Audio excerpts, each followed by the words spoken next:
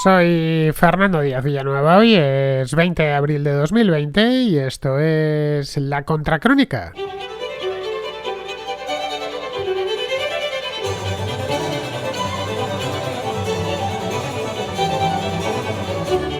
En una España económicamente no paralizada, pero sí semiparalizada y con el grueso de la población recluida en sus hogares a la fuerza, no porque nos guste estar en casa, que también nos gusta, pero no tanto, ni tantos días seguidos, ni a todas horas. Ya son 5 semanas de confinamiento y la cosa empieza a pesar mucho. Pues bien, ante una situación como esta, un panorama tan desesperanzador como este, el gobierno ha apostado por algo así como el realismo mágico. La semana pasada pudimos comprobar cómo toda la acción del Ejecutivo, un Ejecutivo sobrepasado por el incesante crecimiento de víctimas mortales, ya son desde ayer más de 20.000, pues toda su actividad se redujo a anunciar un así llamado ingreso mínimo vital de unos 500 euros por persona y mes. El Estado obviamente carece de los recursos para pagar esta cantidad de dinero, que es mareante porque no se lo va a tener que pagar a una persona sino a muchas más, y además la idea que tienen es pagárselo a cuantas más mejor. Es decir, carece por ahí de los recursos que necesitan para pagar esto, pero anticiparon que se financiaría con deuda. Lo que no sabemos es quién se la va a comprar, pero bueno, ahí dejaron el globo sonda para tranquilizar al personal. El otro eje de la política de comunicación gubernamental fue una campaña desatada contra los bulos y las noticias falsas, en las que participaron con gran alegría y gran entusiasmo los medios afines al gobierno. Bueno, se metió incluso la Fiscalía General del Estado, controlada por Dolores Delgado, alguien de la casa. Fue ministra de Pedro Sánchez hasta hace solo unos meses y lógicamente pues dispuesta para lo que haga falta. Lo cierto es que en estos tiempos de alarma y de confusión proliferan los bulos y proliferan las noticias falsas, como no podía ser de otra manera. Pero claro, no todas son perseguibles de oficio. Hay muchas noticias falsas que son simplemente noticias falsas a las que no hay que dar crédito y punto. No se las puede perseguir. Entre otras cosas porque muchas veces entre la noticia falsa y el humor, la verdad es que la línea no está muy clara, es muy difusa. La libertad de expresión ampara la libertad de mentir, por supuesto. De lo contrario, pues serían los propios terminales mediáticos del gobierno quienes deberían estar frente a un tribunal.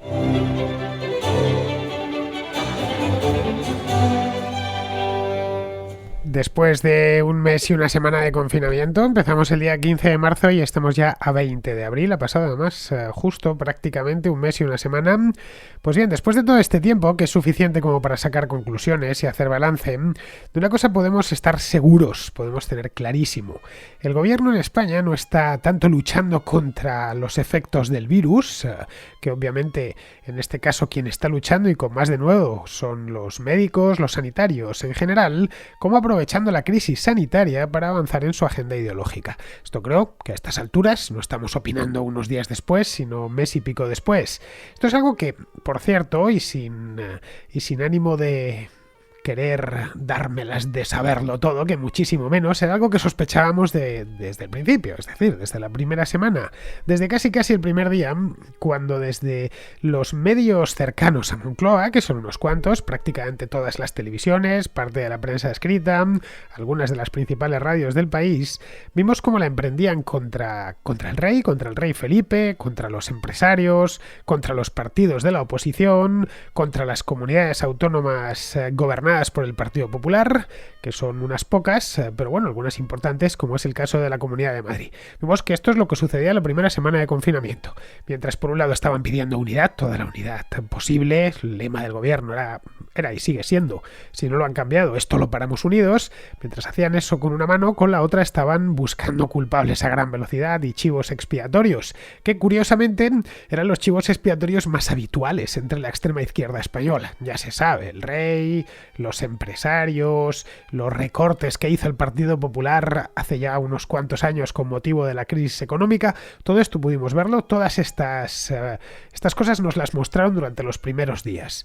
Desde el principio, todas las energías se les fueron en eso y se les siguen yendo en eso. Tras la imprevisión manifiesta de los meses de febrero y marzo, especialmente el mes de marzo, pues querían retomar la iniciativa. Una iniciativa que la habían dejado hasta que al final, pues el día 14 por la noche tuvieron que tomar medidas, unas medidas extraordinariamente duras, medidas de las que ahora mismo pues tampoco tienen muy claro cómo van a salir de ellas, están buscando, lo han llamado desescalada, para no utilizar la palabra confinamiento. Son unos artistas del lenguaje estos tipos, no llaman nada, absolutamente a nada por su nombre.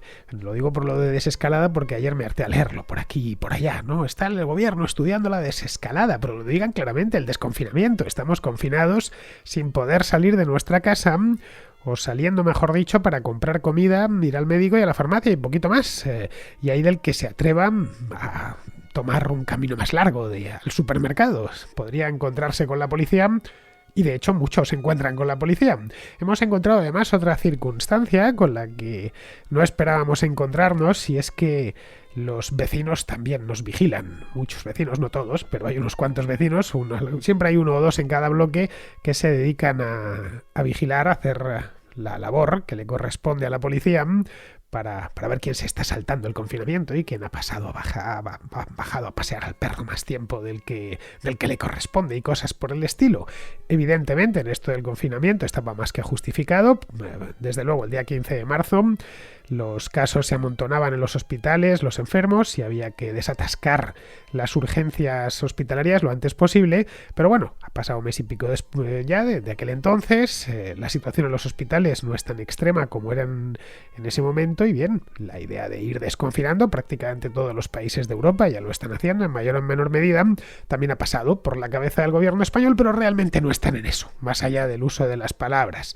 La idea que tuvieron desde el principio era tratar de corregir esa imprevisión, que era obvia, recordemos, el no hacer absolutamente nada hasta el día 15 de marzo, y tenían que hacerlo retomando la iniciativa en el relato y convertir un fracaso político, un fracaso sanitario, un fracaso social y un fracaso económico en un triunfo del marketing y de la comunicación política. No había mucho más, y a eso se han afanado durante el último mes y pico. Esa es la razón por la cual nos hemos tenido que sorprender tanto. Bueno, a ratos, más que sorprendernos, lo que hemos hecho es tirarnos de los pelos. El hecho es que para dar la vuelta a la tortilla y crear una narración digna de tal nombre, con sus buenos, con sus malos, etcétera, pues antes había que definir un villano también digno de tal nombre, villano dotándole de las preceptivas villanías. Y claro, como contrapartida, si hay un villano, pues tiene que haber un héroe con sus heroicidades. En esto se ha centrado el gabinete de comunicación del gobierno, en encontrar algo. Primero buscaron el villano y luego, evidentemente, ya por puro descarte aparecía el héroe, y al villano había que darle todas las cosas propias de los villanos, ¿no? Cosas malas que había hecho antes o que está haciendo ahora o que hará después, y frente a él el héroe redentor, que probablemente no buscaba serlo, pero que las circunstancias no le han dejado más remedio. No ha sido una tarea fácil, lo digo porque de nuevo, el día 15 todos estábamos sorprendidos, como nos habían encerrado en casa, como los hospitales estaban hasta arriba, como muchos se veían obligados a hacer triaje entre los enfermos, es decir, y por decirlo con crudeza, a dejar morir gente. Si uno entraba con cierta edad o con patologías previas, a los sanitarios no les quedaba más remedio que hacer una selección, que separar y que dejar morir a gente. No desconozco el número exacto, pero ha habido mucha gente que ha muerto y que no tendría que haberlo hecho si se hubiera sido un poquito más previsor.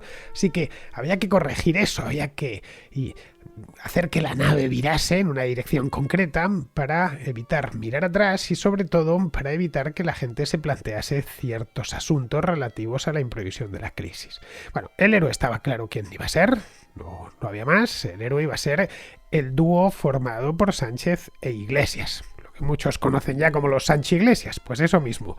A quienes todo esto, y son mensajes que vimos desde el primer día, todo esto les pilló poco menos que de manera inesperada. ¿Quién lo iba a decir? Algo así como una plaga egipcia. Ellos no esperaban nada ni remotamente parecido, a pesar de que el coronavirus llevaba avanzando por China y luego posteriormente por Italia desde hacía tiempo. En concreto, lo de China sí podría haber constituido una coartada. Bueno, estaba en el otro lado del mundo, los chinos no nos informaron debidamente, y todo esto es cierto, es decir, a todos los gobiernos europeos en mayor o en menor medida esto les pilló de sorpresa, pero en nuestro caso es que teníamos ya la enfermedad a las puertas en la misma Italia tan pronto como a finales de febrero, y la teníamos dentro durante la primera semana de enero, pero no se hizo absolutamente nada. Y cuando digo que no se hizo absolutamente nada, es que no se hizo absolutamente nada hasta el día 14 de marzo. Bien. Esto tenían que taparlo, así, bueno, más o menos reconocieron de tapadillo, claro está, que al principio pues se demoraron algo, pero que una vez tuvieron constancia de la gravedad de la situación, antepusieron la salud por encima del vil metal, de la economía. Muy a diferencia, por ejemplo, pues lo que estaba haciendo en aquel momento Boris Johnson en el Reino Unido, al tiempo que se preocupaban de la dimensión social de toda esta tragedia. Fue entonces cuando apareció el constructo ese, en perfecto perroflautés, que es lo del escudo social. Supongo que lo habréis leído o escuchado en más de una ocasión, que sale, pues, algo como escudo social no puede salir más que de la factoría de eslóganes podemitas. Bien, frente a ellos, ¿qué se levantaba? Estamos hablando de los héroes. Frente a ellos se levantaba una oposición huraña, una oposición crispadora, responsable además de haber practicado imperdonables recortes en el sistema sanitario durante su etapa de gobierno. Fue hace ya unos cuantos años, pero bueno, lo mismo da. Fue en el año 2012 o 2013, pero hasta este preciso instante duraron estos recortes, a pesar de que Sánchez lleva en la Moncloa desde el año 2018. Tiempo de revertir esos hipotéticos recortes tuvo, pero no estamos aquí para pequeños detalles sin importancia. Tampoco sirvió de mucho el hecho de que quedase demostrado que no había habido tales recortes y que los que sí hubo se restañaron al poco tiempo, tan pronto como se salió de aquella crisis. Claro, este es el relato oficial. El problema de esta epopeya maniquea es que la cruda realidad conspiraba continuamente contra ellos. Es decir, a pesar de que trazaron este plan maestro en el mes de marzo, la segunda quincena de marzo, pues los muertos se amontonaban y se han ido amontonando pues a incrementos de un promedio de 700, 800 personas, 500, 400 todos los días. Durante el momento pico estábamos sumando 700, 800 muertos diarios. Esto, sumémoslo, las imprevisiones en cadena de un gobierno completamente sobrepasado por los acontecimientos. Claro, esto hacía falta que este relato de buenos y malos se remodulase continuamente y se ha venido remodulando hasta el momento presente. Claro, los villanos tampoco representaban el papel asignado. Este era otro problema añadido. Alcaldes del Partido Popular, como José Luis Martínez Almeida, de una manera más o menos general ha sabido estar a la altura de las circunstancias. De hecho, algunos, los más entregados, le llaman alcalde de España y demás. No creo que sea para tanto, pero bueno, ha sabido estar a la altura de las circunstancias, visitando desde las morgues hasta los hospitales, estando para ayudar donde hacía falta, concienciando a la gente, tratando al menos a los ciudadanos de Madrid como mayores de edad. Cada vez que ha salido por televisión ha sido para decir la verdad de la situación y no para aplicar paños calientes. Así que en este tema de enfrente tenemos al villano, pues los villanos se han resistido un poco. Y luego el cuento de los recortes pues no terminaba de calar, porque al mismo tiempo que lanzaban ese mensaje de nos han dejado la sanidad hecha unos zorros, por otro lado lanzaban el opuesto, es decir, que tenemos la mejor sanidad del mundo. Esto, dos mensajes enviados al mismo público a la vez por los mismos medios, lo que conseguían es que reinase cierta confusión que al final se apagaba en aplausos.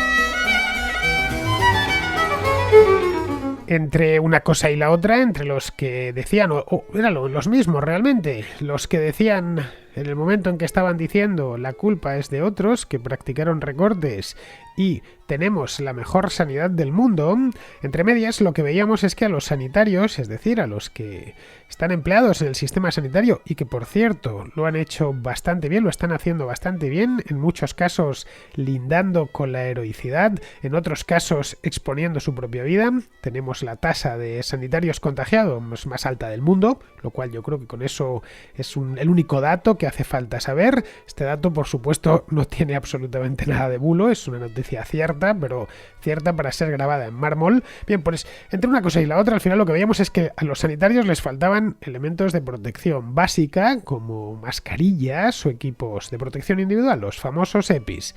Y no, esto no se debía, obviamente, a los recortes que había hecho el Partido Popular hace ya 7 u 8 años, sino a la desidia atroz del gobierno actual.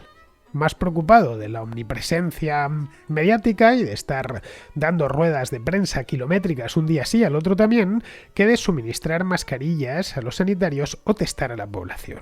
Esto es algo que se viene repitiendo desde este mismo programa. Se ha dicho desde prácticamente el primer día que una de las prioridades debía ser esa, proteger primero a los sanitarios y luego al resto de la población y testar a cuanta más gente fuese posible desde el principio. Los test no son caros, un test de los rápidos cuesta entre 6, 7, 8 euros, se pueden comprar en grandes cantidades, el Estado dispone de los fondos suficientes como para testar a los 47 millones de españoles y si no se ha hecho es porque no ha habido voluntad política de hacerlo. Idem con el problema de las protecciones, es decir, todavía hoy cuesta encontrar en muchísimos lugares de España mascarillas que no sean mascarillas que no sirven para nada, como esas que mucha gente lleva por la calle de papel porque es que no tiene otra manera de protegerse la boca si lo desean. Bien, ante semejante orden de cosas y con el personal ligeramente soliviantado, no podía ser menos, después de todo lo que nos ha tocado ver y de mes y pico de estar metidos en casa, pues hace cosa de 2 semanas fueron afinando el tiro, es decir, remodulando este relato, lo que os comentaba antes. La heroicidad requería gasto contante. Es decir, bueno, más que gasto y gesto y gastos contantes y sonantes. Es decir, dinero en efectivo. Nada de vagas promesas que luego chocasen con la doliente realidad de cobrar hasta el último céntimo de la cuota de autónomos del mes de marzo, que ocasionó tanto malestar entre los autónomos y todas las familias de los autónomos, que son unos cuantos millones de personas en España. Que no puedes estar diciendo que vas a crear un escudo social y luego el día 31 de madrugada entras a las cuentas corrientes de todos los autónomos del país y les arrebatas pues casi 300 euros, porque es la cuota a pesar de que la mayor parte de ellos no ha podido trabajar la mitad del mes. Es decir, el gesto contante se materializó el jueves pasado en forma de una renta mínima, ingreso mínimo vital, es como lo han llamado. Han evitado aquí de nuevo el triunfo de las palabras, han evitado lo de renta por lo de renta básica para que no tenga resabios y también han evitado lo de básico, se han quedado ingreso mínimo vital. Lo de vital lo ha introducido, la palabra está muy bien hecho porque lo asocia con la vida, sin esa renta morirían, es decir, nos tendrían que recoger poco menos que por las calles arrastrados, ¿no? Serían 500 euros mensuales por persona. Este es el anuncio que hizo el ministro por televisión. Desconocemos aún los requisitos, porque ante una afirmación de semejante tamaño, vamos a crear un ingreso mínimo vital o una renta mínima para que los que más lo necesiten no pasen hambre, es decir, no tengan que hurgar en los contenedores de basura, que en principio para casos muy concretos podría ser perfectamente válido. Es decir, yo no estoy eliminando la necesidad en casos tasados de que el Estado tenga que echar una mano. Pero vamos a hablar de esta manera. Esto es lo que hay y lo vamos a dar encantados porque para algo tenemos el escudo social. Pues va a haber 500 euros por persona y mes. Pero lo importante no era eso, es decir, no era tanto los requisitos, saber si tú vas a ser elegible o no vas a ser elegible, como mostrar a todo el mundo que el gobierno va a repartir dinero. Un poco menos que lo del helicóptero, ¿no? Vamos a pasar con un helicóptero por encima de las comunidades de vecinos, vamos a abrir las portezuelas del helicóptero y de ahí van a caer billetes. Bueno, va a ser mejor porque te los vamos a ingresar en cuenta, mientras que si te lo tiran desde un helicóptero, pues los más jóvenes, los más ágiles, los niños, atraparán más billetes. En este caso a todos les va a tocar lo mismo. Es un dinero que es poco menos que gratis. Si lo miramos, no han dicho requisitos, han dicho que van a poner una renta mínima, una renta básica, que va a valer para todo el que lo necesite. Claro, el que más y el que menos, todo el mundo va a decir que lo necesita, a no ser que fijen unos requisitos muy concretos, porque si no, a ver, ese dinero no lo tienen, y no lo van a tener porque la recaudación se ha derrumbado. Pero claro, eso de nuevo, estamos en las mismas, eso es contabilidad, eso es lo de menos. El elemento clave y el que consiguieron amartillar la semana pasada es que van a abrir el grifo y había que crear la ilusión de que todos van a recibir su correspondiente manguerazo. Y esto lo han conseguido de sobra. Es decir, vamos a una renta mínima y esto no decimos cuánto, que esto ilusiona mucho, más un número redondo como 500 euros, que está muy bien, muy ricos, de la nada. Si somos 2 ya son 1000, si somos 3 son 1500, etcétera. Se pueden hacer cálculos fácilmente, no tienes más que multiplicar. Y lo va a recibir el que lo necesite. Para que nadie se quede atrás, vinieron a decir. Es decir, crearon perfectamente la ilusión de que todos van a recibir dinero, o buena parte. Y de eso va el cuento de la renta mínima, no nos engañemos. Se trataba de crear impresión y lo han conseguido. Lo de menos es que sea inaplicable, porque no hay con qué financiarla. Hagamos números, esto es sencillo, no hace falta ni que saquéis la calculadora. Han prometido 500 euros, como bien sabemos, por persona y mes, más 150 por hijo y 200 por persona mayor a cargo. Es decir, que una familia de 4 miembros, con la abuela viviendo en casa, una escena que tampoco es tan extraña, recibiría 1.500 euros mensuales, limpios de polvo y paja. En muchas partes de España con eso se puede vivir sin lujos, pero tampoco sin privaciones. Esa es la realidad. A poco que alguien tenga la casa pagada y haga alguna chapucilla por ahí, con 1.500 euros es el ingreso de familias enteras. Luego es previsible que muchos tengan la tentación de convertirse en dependientes crónicos, como sucede, por ejemplo, en ciertas partes del campo andaluz con las célebres ayudas. Es una herramienta de clientelización perfecta, como vemos, pero solo para una minoría. No lo olvidemos, porque no hay para pagársela a todo el mundo. El Estado no puede soltar 500 euros mensuales más 150 por hijo a los 23 millones de personas que integran la población activa en España. ¿Por qué? Pues por una razón simple, porque si solo, quitándolo de los hijos y lo de las personas mayores a cargo, si multiplicamos por 23 millones nos salen 11.500 millones al mes. Y 140.000 millones al año. Es decir, el doble de la recaudación de IVA del año pasado, que rondó los 70.000 millones. Y 6 veces lo que recaudó el Estado en concepto de impuesto de sociedades el año pasado, que fue un año económicamente bueno, pero no llegó a 25.000 millones. Resumiendo que, pues lo obvio, que no hay dinero para todos. Lo pueden pedir prestado, obviamente, de hecho lo dijeron, lo financiaremos con deuda. Pero claro, nadie en su sano juicio dejará dinero a un gobierno que se lo gasta en clientelizar a la población mediante pagas ciegas. No, lo damos porque todo el que lo necesite viene, lo pide y se lo enchufamos. Así que olvidémonos de renta mínima. Si la hay, solo beneficiará a unos pocos, lo cual es lo justo, que beneficie a quien realmente lo necesite. Esta puede ser de 500 o puede ser de 750, pero evidentemente muy tasada. El resto tendrán que pagarla vía impuestos. Es decir, esa ilusión que crearon de esto va a ser para todos, es una especie de maná, eso, un manguerazo. No, el manguerazo va a afectar a muy poquitos. Es una cuestión básica de tesorería, álgebra elemental. Tanto entra, tanto sale. Y no hay que dar muchas más explicaciones. Pero claro, los héroes necesitan un relato que glose sus gestas sociales. Para los que se empeñan en negarlas o en relativizarlas, siempre queda la apelación al villano. Aunque esta vez, y como el PP ejerce de Don Tancredo, por cierto, un papel que se les da muy bien, es decir, no se mueven, más de la cuenta por lo menos, para que no les embista el toro, pues esto es algo más difuso. Claro, cuesta encontrar un villano que no se te mueve. Se trata, por lo tanto, el villano, han reelaborado la figura del villano y ahora se trata de una vastísima red conspirativa, sí, de amplísimo espectro, generosamente financiada, no sabemos por quién, pero generosamente financiada, que se dedica a difundir bulos y noticias falsas por las redes sociales en plan industrial. Con este tema se han metido a fondo en los últimos días, advirtiendo de las consecuencias penales que podría tener, por ejemplo, retuitear ciertas cosas o reenviarlas a través de WhatsApp. Las noticias falsas siempre han existido, y siempre lo harán. La desinformación es tan antigua como el hombre. Donde hay dos hombres contándose algo puede haber noticias falsas. Y no hay que darle muchas más vueltas. Hoy lo que hacen es circular a mayor velocidad. Pero es que la información, las noticias falsas y las verdaderas, todas circulan a mayor velocidad porque la información circula a mayor velocidad. Hay que estar alerta siempre para que a uno no le engañen, pero no siempre es ilegal dar una noticia falsa. Es decir que la Tierra es plana o que la inflación es buena para la economía, ambas noticias falsas, es un bulo, es una noticia falsa, pero no hay nada delictivo en ello. Lo de que la inflación es buena para la economía lo dice incluso, o lo decía por lo menos, un ministro del gobierno. Otra cosa distinta es desinformar con injurias, con calumnias, con incitación al odio o con ánimo de estafar. Eso ya estaríamos hablando de otra cosa distinta.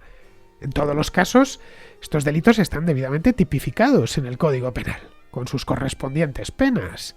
No sé, si alguien, al tiempo que fabrica un bulo, el que sea, acusa a otro de cometer un delito, sin poderlo demostrar, evidentemente, eso es un delito de calumnias, tipificado en el artículo 206 del Código Penal. Si se difunde, por ejemplo, una información en la que se asegura disponer de la cura del COVID-19, pongamos por caso, bebiendo un vaso de agua y comiéndote una galleta María, pues, y pidiendo dinero por ello, claro, en ese caso estaría incurriendo en el delito de estafa, además tendría agravantes, tipificado en el artículo 248 del Código Penal, y que conlleva, por cierto, penas de prisión. Pero criticar al gobierno no es una noticia falsa. Valorar negativamente la gestión de la crisis tampoco lo es. Vivimos, todavía al menos, en una democracia, y una de las funciones de los medios de comunicación es fiscalizar al poder, no hacer seguidismo acrítico de las consignas del gobierno. Esto es algo tan elemental que, no sé, sonroja un poco tenerlo que explicar. Y viene a ser la demostración más palpable de que se les han acabado ya todos los argumentos.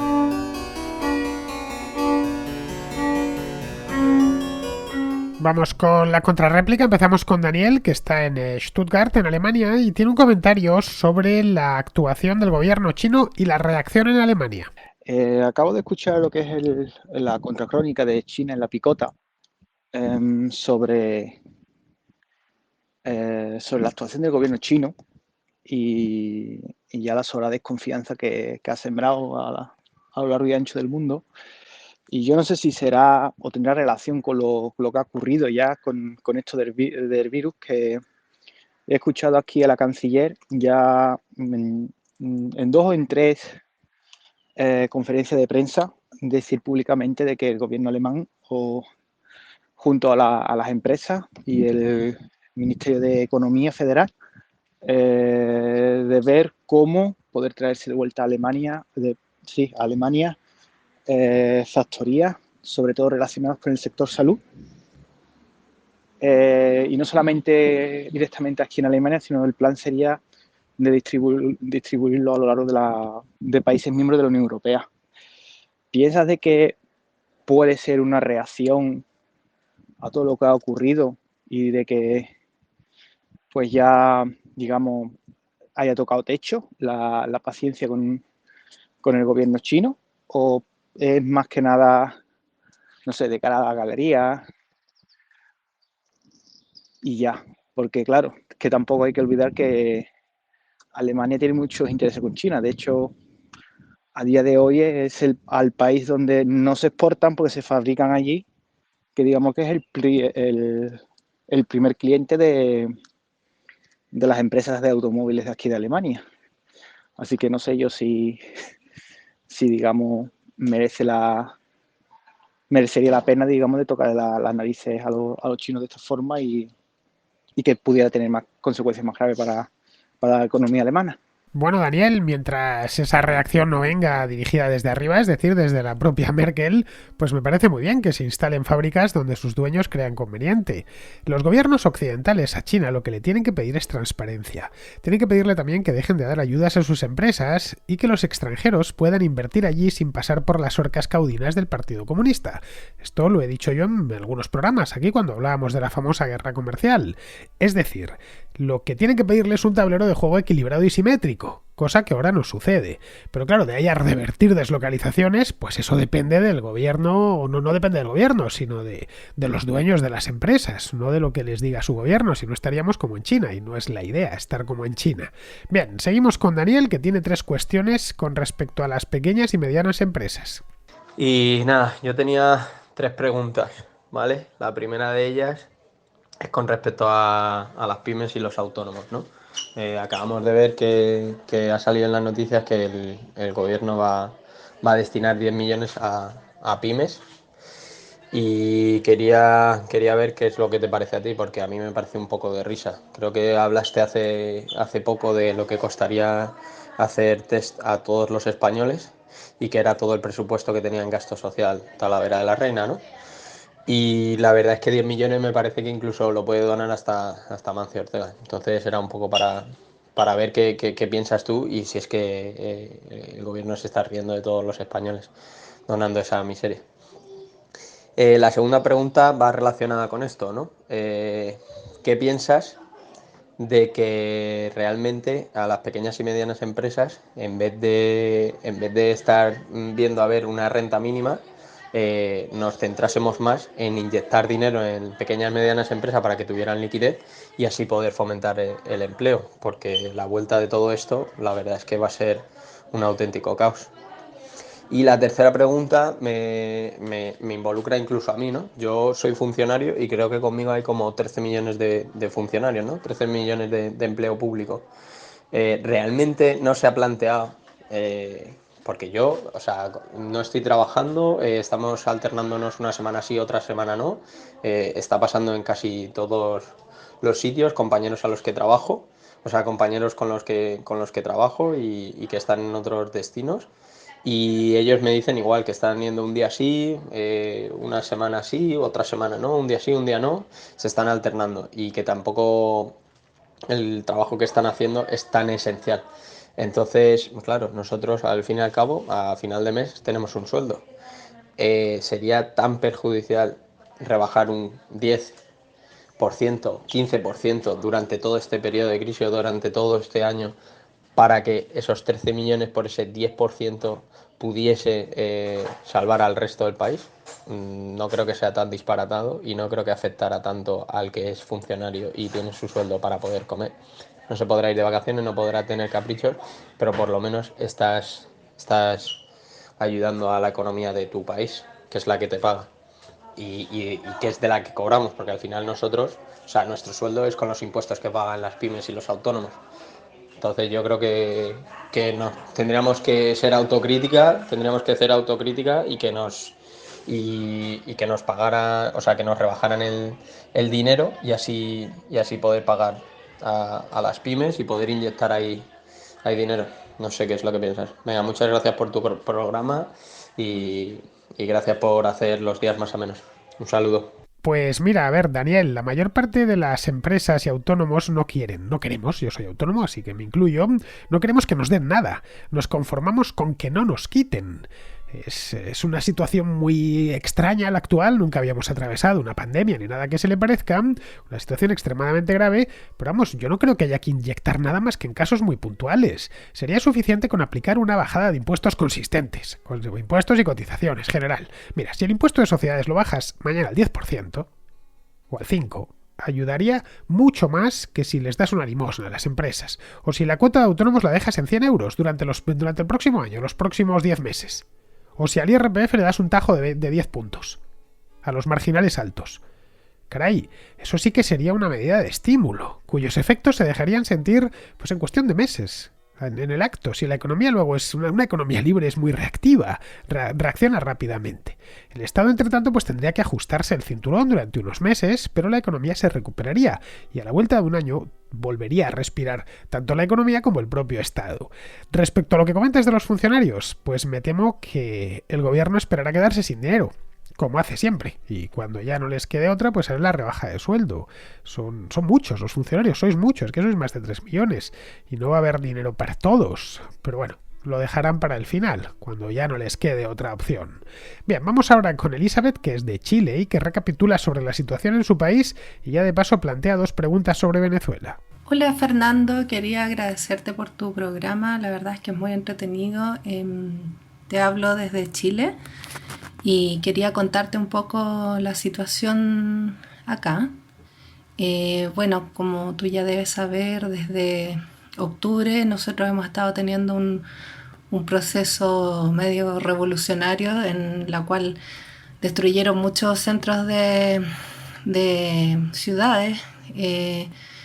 En las noticias internacionales salieron las grandes marchas en noviembre, todo, pero lo que creo que no se le dio tanta cobertura fue que estos ataques a distintos negocios, incendios de todo tipo han seguido hasta hace poco con el tema del virus. Por lo que para nosotros, bueno, yo tengo un negocio, entonces siempre uno está con el miedo de que te fueran a saquear o a incendiar tu negocio, porque a esta gente le molesta que uno salga adelante. Y con el tema del virus, la verdad es que se calmó un poco esto, entonces si bien es una tragedia humana todo, pero por lo menos le dio un espacio a este gobierno un poquito inepto que tenemos para poder actuar. La verdad es que te hablaba porque te quería hacer dos preguntas. El otro día leí acerca de que Estados Unidos estaba desplegando tropas rodeando Venezuela.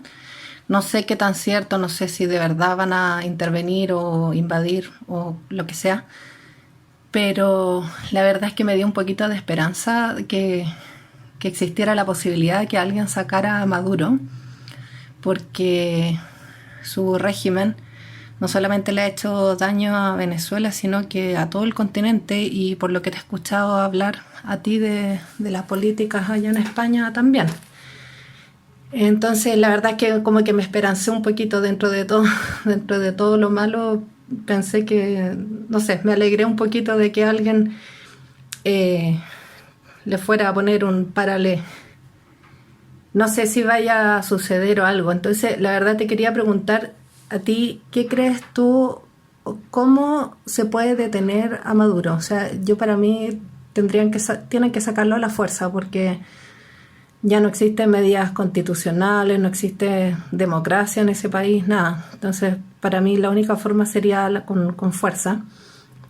Y lo otro que te quería preguntar, porque bueno, una vez es que logran sacar a ese monstruo, no va a ser tan fácil desarticular la red de contactos, de la red de organizaciones revolucionarias que tenemos acá en toda Latinoamérica, las cuales se financian con narcotráfico.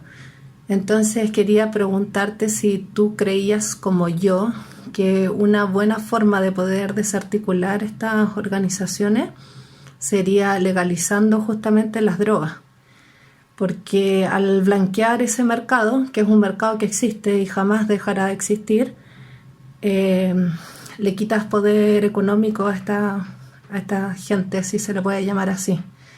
Bueno, eso, gracias y sigue adelante. Felicitaciones por todo tu trabajo. Respecto a la primera pregunta, Elizabeth, a ver, la relativa a Estados Unidos y Venezuela, pues no sé muy bien a qué está jugando Trump ahora mismo. Probablemente lo está haciendo como medida de pura distracción, ¿no? Una simple cortina de humo, por si el asunto del COVID-19 en Estados Unidos se pone muy feo. Pero vamos, en Estados Unidos recuerda una cosa, el presidente apenas tiene competencias sanitarias, pero de él depende completamente la política exterior. Así que con un tema popular como es este de Venezuela puede mantener cierto protagonismo. Pero vamos, dudo mucho que se meta en ese follón, ¿eh? Es decir, que invada Venezuela, vamos. Quizá está pensando en una operación quirúrgica o algo de ese estilo. Pero, bueno, sea lo que sea, es de máximo secreto, así que todo lo que podemos hacer es especular. La segunda pregunta que me hace es la de la legalización de las drogas, pero este es un tema que la contrarréplica lo hemos hablado muchas veces. Yo estoy de acuerdo en que se legalice su tráfico, que dejaría de ser tráfico entonces y pasaría a ser comercio. Ya sabéis que hablamos de, dependiendo de si es legal o es clandestino, se utiliza el término comercio o el tráfico, pasaría a ser comercio de drogas, ya hablamos de tráfico de drogas.